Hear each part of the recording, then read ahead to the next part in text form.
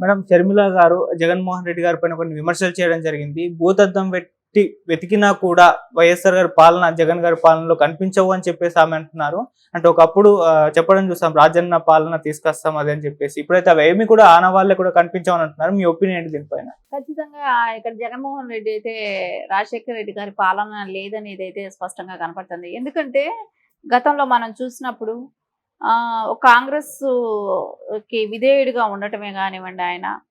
So ఎన్నిసార్లు ఓడిపోయినా party అధికారంలో నుంచి లేకుండా ఉన్నా కూడా ఆయన నమ్ముకొని ఉండటమే కానివ్వండి, అలా ఉంటూ టైం వచ్చే వరకు ఆగటం, ఓపిక ఉండటం. సో తర్వాత ఆయన అక్కడ సీఎంగా అవ్వటం, కంటిన్యూగా ఆయన ఒక 6-7 సంవత్సరాలు చేయటమే కానివ్వండి. అవన్నీ చూస్తే ఆయన అది కూడా కాకుండా కొన్ని ఏదో పథకాలు అంటే కాంగ్రెస్ గవర్నమెంట్ దీనిలో చేశాడు. సో అది కూడా ఏంటంటే నారా చంద్రబాబు నాయుడు గారు అంతకుముందు సీఎంగా ఉండటమే కానివ్వండి, ఆయన ఏవైతే చేశాడో, ఆయన ఏవైతే తీసుకొచ్చాడో, ఇప్పుడు ఔటర్ రింగ్ రోడ్ ప్లానింగే కానివ్వండి, ఎయిర్పోర్టే కానివ్వండి, ఇట్లాంటివి నారా చంద్రబాబు నాయుడు గారు రూట్ మ్యాప్ ఏదైనా చేసి పెట్టిన వాటికి అన్నిటి కూడా ఆయన కంటిన్యూ చేశాడు. ఓకే. అంటే ఒక పార్టీల పక్కన చూసుకుంటే వైరం ఉండొచ్చేమో కానీ, అంటే పార్టీ సిద్ధాంతాల పరంగా ఎవరికి వారు పార్టీల్లో పనిచేశారే కానీ ఎక్కడ కూడా డెవలప్లో ఆగలేదు. ఏదైతే స్టార్ట్ చేశారో అవి కంప్లీట్ చేయటమే కానివ్వండి, ఇవన్నీ ఒక ప్రొసీజర్ ప్రకారం జరుపుకుంటూ వచ్చారు. సో అందుమూలన ఎక్కడ డెవలప్ అనేది ఎక్కడ ఆగల.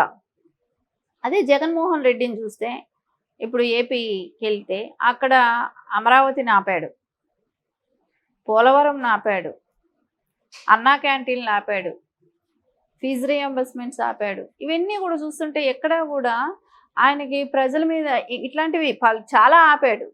సో ఇవన్నీ చూస్తుంటే మనకు అనిపిస్తుంది ఆయనకి ఒక అంటే ఒక మాట అంటూ ఉండాల్సి వస్తుంది కానీ ఒక సైకోస్ ఏంటంటే వాళ్ళకి ఎక్కడ పేరు వస్తుందో, వాళ్ళు చేసిన పని నేను ఎందుకు కంటిన్యూ చేయాలి అనే ఆలోచనలో వెళ్తాడు. కానీ సరే ఇప్పుడు 5 రూపాయలు అన్నం తింటున్నారు అన్నా క్యాంటీన్. సో ఎంతమంది పేదలు అన్నం తింటున్నారు? సో అది ఇస్తే పుణ్యమే కదా. ఏ గవర్నమెంట్ అయినా ఉన్నది. పుణ్యం అని అంటే ఒకళ్ళ నోటి దగ్గర ఒకళ్ళ నోటి ముద్దని లాగేయటమే కదా. 5 రూపాయల భోజనం పేదవాడికి ఎంత పనికొస్తుంది? సో అలాంటిది కూడా అంటే ఒక 15 రూపాయలు పెట్టుకుంటే వాళ్ళకి రోజు గడిచిపోయేది. సో అట్లాంటి ఇది కూడా ఏం చేశాడు, అన్నం కూడా లేకుండా చేశాడు. ఇలాంటివి మనం చూసాం. రాజధానిని ఏ రకంగా చేశాడనేది ఖచ్చితంగా అయితే మనకు అనిపిస్తూనే ఉంది కదా. జగన్మోహన్ రెడ్డికి రాజశేఖర రెడ్డికి పొంతనే లేదు. ఇంకోటి ఆయనకి తమ్ముడు అంటే అపారమైన గౌరవమే కావచ్చు, అభిమానం కావచ్చు. అదే తమ్ముడిని జగన్మోహన్ రెడ్డి, సో ఆయన సీఎం, ఆయన అపోజిషన్ పార్టీ లీడర్గా ఉన్నాడు. ఆయన సీఎం అయిన తర్వాత పట్టించుకున్న ఇది కూడా లేదు. అంటే ఆయన మళ్ళీ కాపాడుతూ వస్తున్నాడు అవినాష్ రెడ్డిని. ఇవన్నీ కూడా చూస్తుంటే ఆయనకి ఈయనకి చాలా డిఫరెన్స్ కనపడుతూనే ఉంది కదా. షర్మిల గారు కానీ తీసుకుంటే ఆ టైంలో ఆవిడ బయట వచ్చిన ఆవిడ కాదు. అంటే రాజశేఖర్ రెడ్డి గారి సీఎంగా ఉన్నప్పుడు పొలిటికల్గా ఎప్పుడూ ఆవిడ బయట రాలేదు. కానీ జగన్మోహన్ రెడ్డి గారి కోసం వచ్చారు. వస్తే ఆయన 3000 కిలోమీటర్లు ఈవిడ నడిచారు కదా, పాదయాత్ర చేశారు. చేస్తే కొంచెమైనా కూడా నా చెల్లెళ్ళు తోబుట్టువు నా కోసం నడిచింది, ఆవిడని నేను ఇవ్వాల్సిన విలువ ఇవ్వాలి, ఆవిడకి ఏదో ఒకటి స్థానం కల్పించాలో, ఆస్తిలో సమాన వాటా ఇవ్వాలో ఏదో ఒకటి ఉంటుంది. కానీ రాజశేఖర రెడ్డి గారి గురించి ఒకటి అనేవాళ్ళు, నమ్మిన వాళ్ళకి అన్యాయం చేయరు అనేది అని విన్నాం కూడా. కానీ ఇక్కడ నమ్మిన వాళ్ళకి ద్రోహం చేయటం. అదే వివేకానంద రెడ్డి గారు, రాజశేఖర రెడ్డి గారు ఎలా ఉండేవాళ్ళు, అదే జగన్మోహన్ రెడ్డి, షర్మిల గారు ఎలా ఉన్నారు. ఇవన్నీ కంపారిజన్ చూస్తే ఎక్కడ కూడా వీళ్ళిద్దరికీ ఎక్కడ ఆయన తండ్రి కొడుకు ఎక్కడ కూడా సింక్ అవ్వట్లా. సో అన్నీ డిఫరెంట్గానే ఉన్నారు, అంటే ఆపోజిట్గా ఉన్నారు. ఖచ్చితంగా ఆయన అసెంబ్లీలో కూడా చెప్పారు కదా, ఈయన ఎడ్యుకేషన్ గురించి ఆయనే చెప్పాడు. కానీ ఈయన అన్ని చోట్ల నాకు ఫస్ట్ ర్యాంక్ అని అన్నాడే కానీ లేదు, మా 10th వరకు చదివాడు, మళ్ళీ ఫారెన్ పంపించాను, అక్కడ నుంచి వచ్చేసాడు, అక్కడ ఉండలేక అని చెప్పి ఆయనే చెప్తున్నాడు. సో ఏది కూడా ఆయనకి ఎలా అనిపిస్తుంది అంటే అన్నీ ఆయన ప్రొజెక్ట్ చేసుకోవటమే, ఆయన ఓన్ వే ఆయన ప్రొజెక్ట్ చేసుకోవాలనేది చూస్తుంటాడే కానీ ఎక్కడ కూడా రాజశేఖర్ రెడ్డి గారికి, జగన్మోహన్ రెడ్డి గారికి ఎక్కడ కూడా కంపారిజన్ షర్మిల గారు చెప్పటం అనేది కరెక్ట్ గానే తీసుకున్నారు. సునీత గారు కానీ అది చెప్పటం కూడా కరెక్ట్ కంపారిజన్ అయితే ఎక్కడా లేదు, ఎక్కడ కూడా కనపడడం లేదు. ఓకే.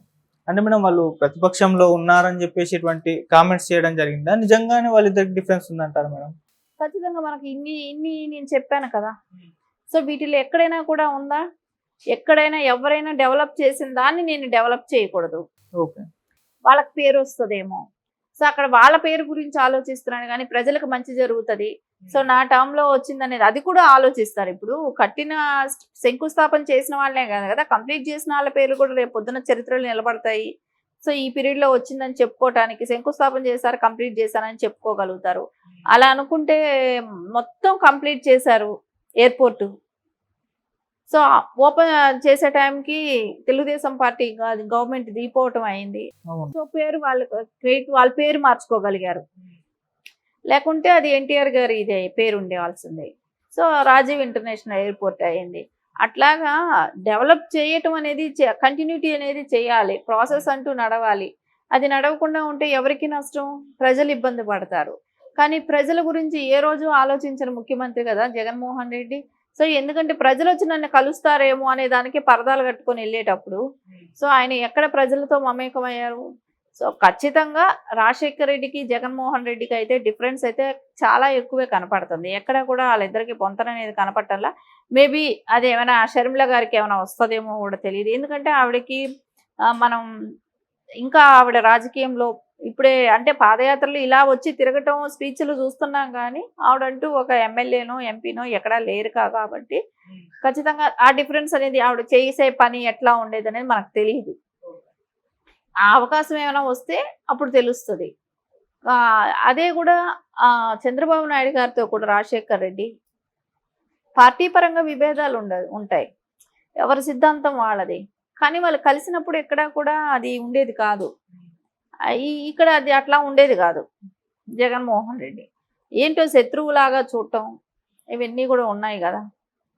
కొన్ని అయితే పార్టీ మార్పులు ఫిరాయింపులు అయితే ఆయన దగ్గర నుంచే స్టార్ట్ అయ్యింది. ఓకే. రాజశేఖర్ రెడ్డి గారు చేశారు ఫిరాయింపులు. ఎందుకంటే ఒక టైంలో తెలుగుదేశం మొత్తాన్ని వాషౌట్ చేయాలన్నంత ప్లాన్ చేశారు కానీ సక్సెస్ కాలేదు. జగన్మోహన్ రెడ్డి కూడా అదేలాగా అంటే ఆయన పార్టీ నుంచి మారాలని ఒత్తిడి పెట్టేవాడు, ఈయన చంపటమే చేశాడు. అంటే ఈయనకి ఎవరైతే అగైనిస్ట్గా ఉన్న నాయకులు, లీడర్లు, కార్యకర్తల దగ్గర నుంచి కింద కేడర్ నుంచి కూడా, ఎందుకంటే వైసీపీ వాళ్ళు కూడా అందరూ ఇంకా మన వాళ్ళు కాదు అనుకుంటే వాళ్ళని చంపటమో, కొట్టటమో, వాళ్ళ ఆస్తులు ధ్వంసం చేయటమో ఇలాంటివన్నీ పలు రకాల చర్యలు చేశారు కదా. సో ఖచ్చితంగా అయితే కొంచెం డిఫరెన్స్లు అయితే ఉన్నాయి. కానీ జగన్మోహన్ రెడ్డి చేసే అరాచకాలు పోవాలనంటే ఈసారి ప్రజలు వేసే ఓటుతో బుద్ధి చెప్పాల్సిన అవసరం అయితే ఖచ్చితంగా ఉంది. ఓకే. అంటే మనం రాజన్న పాలన తీసుకొస్తామని చెప్పేసి అధికారంలోకి వచ్చారు వైసీపీ పార్టీ. ఇప్పుడు అది లేదు అని అంటున్నారు, ఈవెన్ సొంత చెల్లెలేదు అంటుంది. మరి ఇది ఏమన్నా గద్దె దించే అవకాశం ఏమన్నా ఉందా మేడం ఇప్పుడు? అదే అన్నాడుగా, ఎలక్షన్కి ముందు ఏమన్నాడు, 2 లక్షల మందికి నేను ఉద్యోగ అవకాశాలు కల్పిస్తాను అన్నాడు. ఎక్కడ కల్పించాడు? ఒక్క మెగా డిఎస్సి కూడా ఇంతవరకు ఇంప్లిమెంట్ చేయలేదు. మద్యపానం లేకుండా చేస్తానన్నాడు. సరే వాళ్ళు అదే కదా అంటున్నారు, వాళ్ళ చెల్లెళ్ళే అంటున్నారు నువ్వు మద్యపానం లేకుండా చేస్తానన్నావు, ఎక్కడ మద్యపానం, మొత్తం సొంత లిక్కర్లు తయారు చేసి ప్రజల ప్రాణాలతో ఆడుకుంటున్నావని వాళ్ళు కూడా అదే చెప్తున్నారు. ఖచ్చితంగా అయితే మనకి ఇక్కడ కనపడతానే ఉంది, ఏది కూడా ఆయన ప్రజా శ్రేయస్సు కోసం చేస్తున్న పనులు ఒక్కటి కూడా చేయట్లా.